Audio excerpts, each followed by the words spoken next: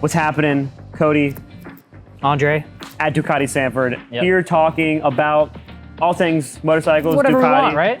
I mean, honestly, yeah. Sure. I love water parks. RIP Wet and Wild. Bring it back. Okay. Anyways, I just wanted to get a conversation going about this place, Yeah. the motorcycles, the brand, Ducati. I feel like we're very fortunate to work where we are Yeah. and be around such incredible things. Yeah. What do you think is some of the best parts of working for Ducati specifically? Yeah, so I think we were talking about it previously is the customer base Yeah. is just completely different. The level of customer you get here is just, they know what they want, they know the service they're getting, and a lot of these guys have been buying Ducatis for a decade, 2 decades even. So they've been with the brand for a long time. There's a lot of loyalists out there. They're the most rewarding customers to work with in 100%. that sense as well, Yeah. you know? And they just demand more, which is why we give more, right? 100%. Yeah. So You can't that's what we're here to do. Yeah. Absolutely. Can't do average. People No, are expecting absolutely greatness. not. Yeah. It's one of the benefits of the heritage brand too. Something that's been around forever. Like Yeah, you said about. yeah, Yeah. that's a good way to put it. The It's long just- lasting expectation. right. Of And we're here greatness. to provide that, absolutely. Continuing on the theme of the bikes, I'm putting you on the spot. I don't care. You have to answer the question. Okay. Take it or leave it. Okay. You a sport bike guy or a naked bike guy? Give me a full fairing bike any day of the week. Okay. You know, there's occasionally those days where the naked bike works and it's just more comfortable. And you may be doing a longer ride and you Well, it's know, more like what? It's more applicable for most circumstances. for the average rider, especially because the power is not far off at all, the naked bike works. Yeah. You know, it's more upright, you can go longer. Me personally, I'm not doing crazy long rides, you know, occasional, hopefully track day if we get lucky, right? There you go. They're both gonna perform very well. Good I point. would probably prefer the full fairing bike. Yeah. But I mean, I have a lot of seat time on the Streetfighters, V2 and V4. I love the Streetfighter. It's just so comfortable. Yeah. You could ride it forever, and you still get the torque and the feel. You're not really sacrificing much, right? Not much. I think the sport bikes, like you said, is more of a honed in. 100%. Yeah, it's definitely. Opinion. I mean, it's what the pinnacle of racing is. Yeah.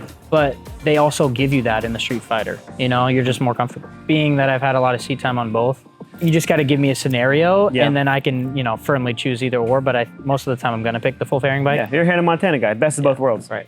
Yeah. Hannah and Miley wrapped into one. Yeah, sure.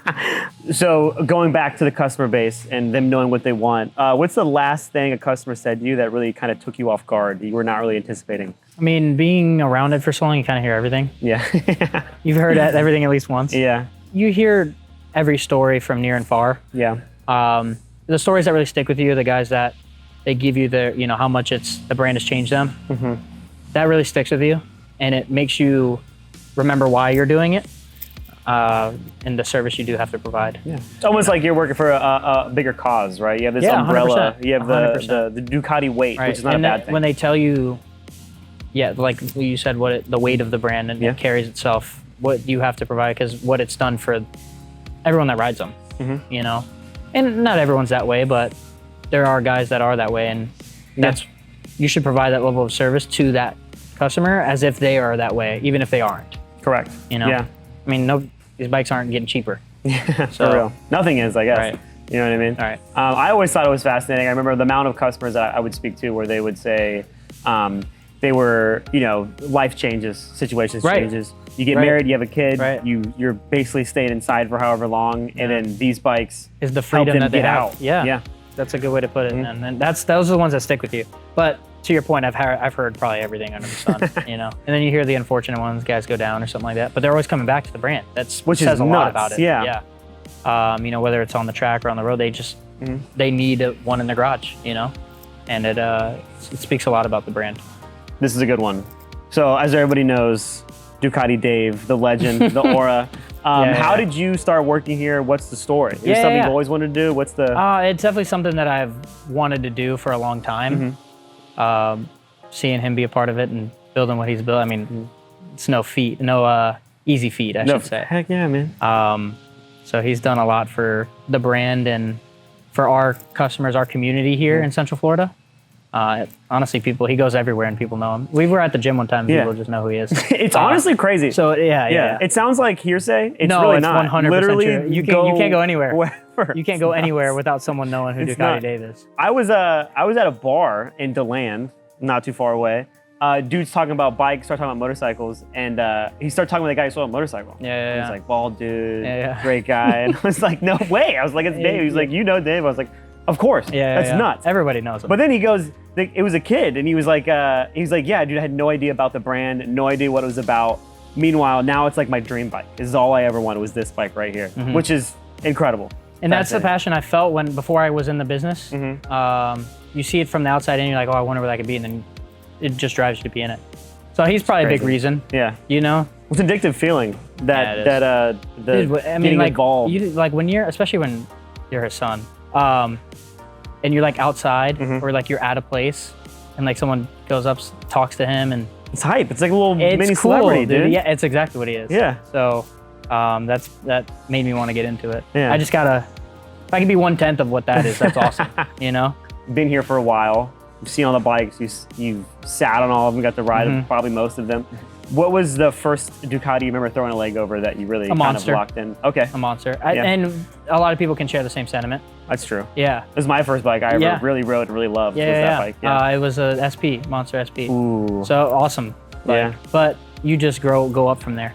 I think that should be the start for a lot of people. I agree. You know, and then you get a feel for the brand. And that's where that's why I wanted to do it, is to really connect and say, well, I didn't just start from everybody wants to ride the V4Rs and the full bikes, which awesome bikes. But that's where I originally started riding the Ducatis, was on the Monster. Actually, Ducati Dave had an 821 for a little bit. He did? Yeah. The black and gray one, right? Yeah, the Stealth. Incredible. Awesome bike. The Stealth. Yeah, awesome bike. That is a great bike. Yeah.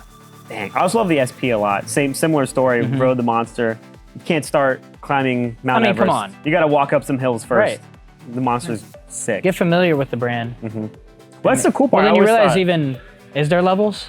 The Monster is levels above anything else. I was going to say that. Yeah. So the fascinating part to me is when you talk to customers about the motorcycles, starting at the Monster, you really aren't sacrificing much. I mean, the powers are all different, but all the luxury features are there. Yeah. So like the riding modes, all that. Right. Yeah. It's everything that you get out of the brand. All like just you know, what do you want to ride? Yeah.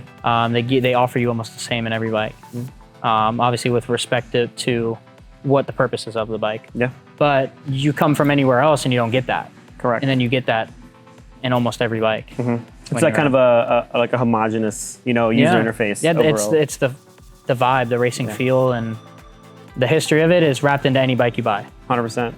Yeah, even if you're a fairing guy like this dork, ride the Monster, dude. Yeah. Seriously. Well, it's a believer. I'm a fairing guy, but yeah, we talked about two naked bikes already, the Streetfighter and the Monster. The Monster price point is outrageous. Right. I've been on that forever. Yeah. Absolutely outrageous. Like I feel like you can attest to this more than notion. I can. Yes, they come in, they go, well, I can't afford any of these bikes.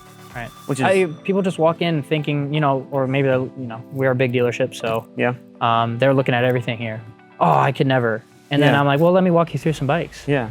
And it's actually got people on the Monster. 100%. Like I've sold Monsters because of it. Comparatively, the other brands, especially locally sourced brands, you can the price point for what you get is outrageous. Yeah, and then when you start bringing up, well, yeah, you spend a little bit more, but look what you get. And you're like, well, that's the only thing, that's what I wanted the whole time. Perfect. Yeah. There's no unicorn out there, but it's as close as you can get. You don't have to wait 3 years to size up to the bigger bike. You can get it all on the bike that works. Turn the power down. That's what I tell people all the time is like, if you're right there, just buy the bike, you can put it in the wet mode. Yep. And then you're saving a ton of money. Oh, yeah. You have to trade it in, come back, do all this thing, get one bike. And then down the road, they realize what we've done for them in that regard. It makes them want to come back. It makes them feel like we have their best interest in mind, because we do. Yeah. Right? You buy once, cry once. Yeah. So you have a high influx of customers. We're fortunate when Orlando or in Sanford, we have a lot of customers with different backgrounds, get a lot of bikes in here. What's the wildest trade-in someone's ever brought in here that you can see? That goes back to like you've seen everything. Yeah. I mean, I've had people trade in what seemingly just a VIN number before. Yeah. From the amount of work it's needed. You see everything. Yeah. Well, then you also see some of the most prestigious bikes in the world. Having the clientele we have. Well, I know I see in the showroom there's a tricolore. Yeah, true. Yeah. Traded in.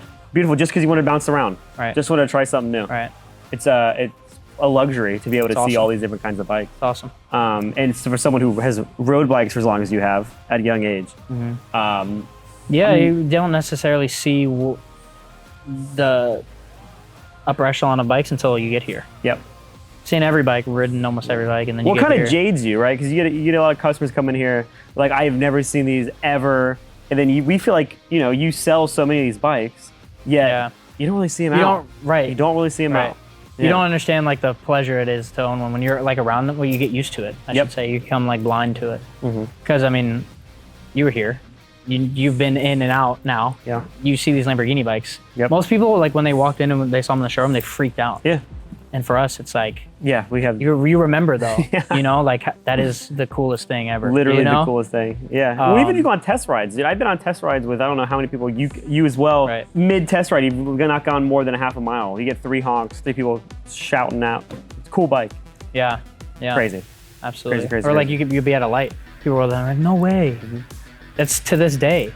You get that, So that's cool. It's kind of nuts. Well, okay, so it's not all glitz and glam. You've been riding a bike for a long time. What's the most embarrassing thing that's happened to you on 2 wheels? Nobody likes stalling out on the light. No one likes it, dude. It's more embarrassing when it's happening to you. Everyone's done it. Yeah. It's hard to say. I don't know. I've tried not to make the crazy mistakes. Yeah, it's true. Blow a corner once in a while, like when you first start out. That's not fun. Yeah, it's not fun. Nobody likes that. No. Nobody I likes stalled. I was at an intersection and was waiting Did at a you red have to light. jump start it after Didn't that? have to jump start it. I'm at a red light. That's definitely higher tier. Oh yeah. Yeah. Dude, I'm waiting. There's now a 80-foot line of cars behind me all waiting. It finally turns green. It's my go. Clonked it. Right. Stalled it. Getting beat that? Yeah. You just gotta hang. You don't have to hang them up, but it feels When you like start, do. everyone gets that. That little nervousness. Wow. Then your palms are sweaty. It's thousands of degrees outside. We're in Florida. I want to go home. This is ridiculous. Yeah, I'll just go straight home. I'm after that. turning it around. Yeah. Putting that sucker back in the garage. Nice. Andre, thanks for taking time out of your brother. day Of course. to sit and talk and do absolutely nothing. we're here to doing do. what I love most, having fun, talking about bikes. Connect to everybody. That's what we're here to do. Excellent, dude. Yeah. Well, we're off. Stop in Ducati Sanford, talk to Andre. He'll get you a bike. If you're going on a test ride, Let's do it. we'll figure it out, dude. Peace out, guys.